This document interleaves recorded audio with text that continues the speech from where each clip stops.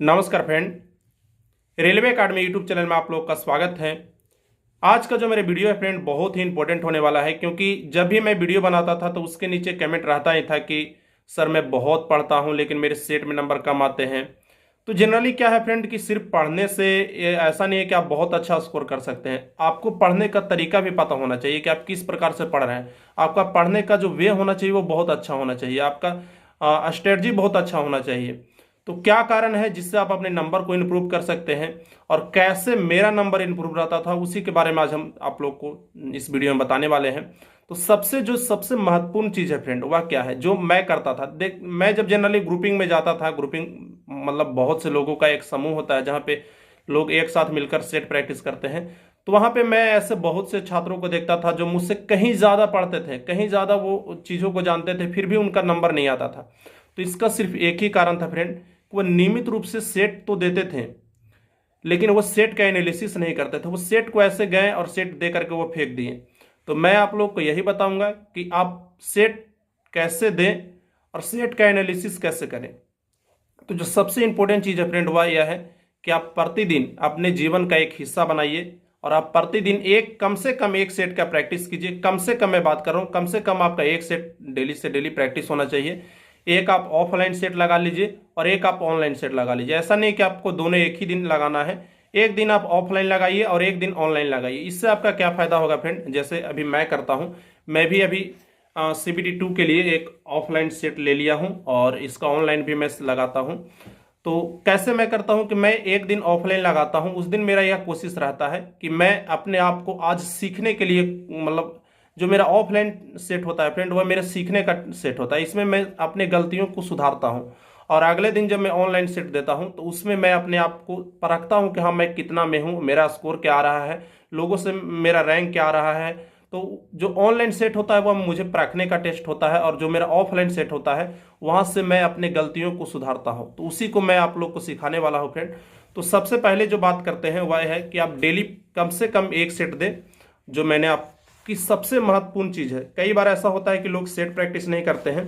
तो पहले आप रूटीन में एक शामिल कीजिए कि आपको सेट प्रैक्टिस करना है। जैसे मेरा क्या रूटीन है कि मैं इसका एक सेट लगाता हूं और अगले दिन मैं किसी ऑनलाइन टेस्ट प्लेटफॉर्म में एक सेट लगाता हूं।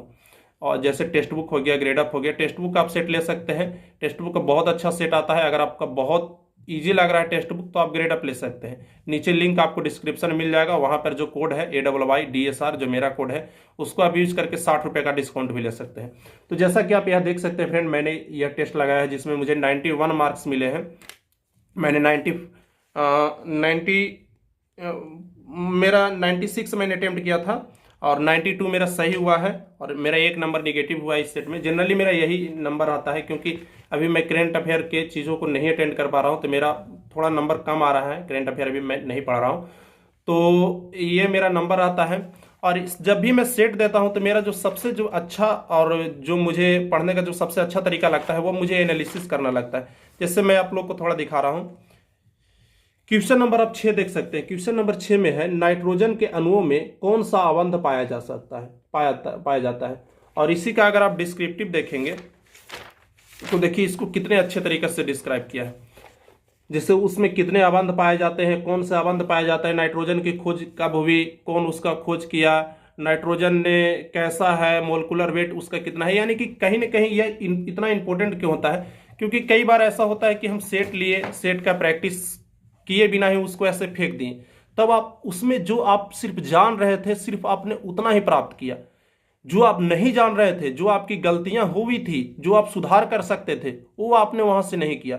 तो सबसे पहले आप जब भी सेट दे ऑफलाइन तो उसका पर्याप्त समय कम से कम 1 से 2 घंटे आप उसका एनालिसिस करने में लगाएं और पूरा उसका जो लास्ट में जैसे इसका दिया हुआ है उसको आप लोग पढ़ने का कोशिश करें, क्योंकि एक प्रश्न में कम से कम उससे 5 से 10 प्रश्न रिलेटेड रहते हैं। 5 से 10 प्रश्न उससे आप जो उसका व्याख्या रहता है उससे आप याद कर सकते हैं। और वो ऐसे प्रश्न है जो बहुत ही इंपॉर्टेंट है, क्वेश्चन बैंक के टाइप का है। आप समझ रहे हैं, मतलब सेट में कौन से प्रश्न आते हैं जो बहुत इंपॉर्टेंट है। अगर आप उसको ही छोड़ेंगे तो आप समझ सकते हैं कि आपका कितना नुकसान होगा। तो सबसे पहले आप यह करिए फ्रेंड कि जितना ज़्यादा से ज़्यादा हो सके जब भी आप ऑफलाइन सेट लगाएं उस दिन आप 3-4 घंटे आराम से शुरुआत में दे सकते हैं सेट पर। आपका समय व्यर्थ नहीं जाएगा। उस समय है वह आपका नंबर को इंक्रीज करेगा। साथ में फ्रेंड बहुत से लोगों के साथ यह समस्या आता है कि उनका कोई मैथ गलत हो जाता है, तो वो क्या करते हैं कि वो मैथ गलत हो गया तो वो सोचते हैं कि नहीं मेरा तो यह टॉपिक बार बार गलत हो रहा है, मैं इसमें कमजोर हूं, तो उसको वो बनाना सीखते ही नहीं है। तो आप यह काम मत कीजिए। अगर आपका कोई टॉपिक गलत हो रहा है तो उसको उसी टाइम उसको सोल्व करने का कोशिश कीजिए, उसको कल पे नहीं टाल दीजिए। क्योंकि हो सकता है कि अगर वह एग्जाम में अगर आपका प्रश्न आ जाए और अगर आप उसको छोड़कर आ जाएंगे तो आपको उसका पछतावा होगा। इसलिए जो भी दिक्कत आ रहा है मैथ रीजनिंग के प्रश्न, आप उसको दोस्त के सहारा लेकर के या यूट्यूब से ले लीजिए या कोई बुक को प्रिपेयर कर लीजिए, उसी को उसी समय उसी दिन उसी 3-4 घंटे में आपको उसको सोल्व कर लेना है।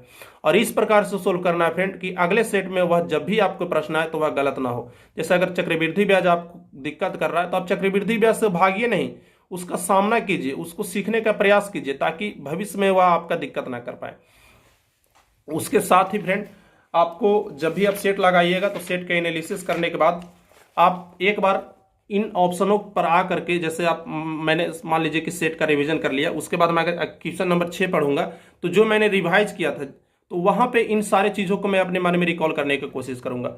जैसे जो मैंने पढ़ा था कि वो कितने में खोज हुआ था, नाइट्रोजन का मोलिकुलर वेट कितना होता है, जो जो चीज़ मैंने पढ़ा है उसको मैं एक बार रिकॉल करने का प्रयास करूंगा। आप यह काम करेंगे फ्रेंड, निश्चित तौर पर मैं यह कह रहा हूं कि केवल और केवल आप सेट प्रैक्टिस करके उन लोगों से ज्यादा स्कोर कर पाएंगे जो आपसे कहीं ज्यादा बुक पर फोकस करते हैं। मेरा सबसे जीवन का अहम हिस्सा रहा है यही, और इसी से मेरा बहुत अच्छा स्कोर रहता है और मैं अभी तक डेली यह काम करता हूं।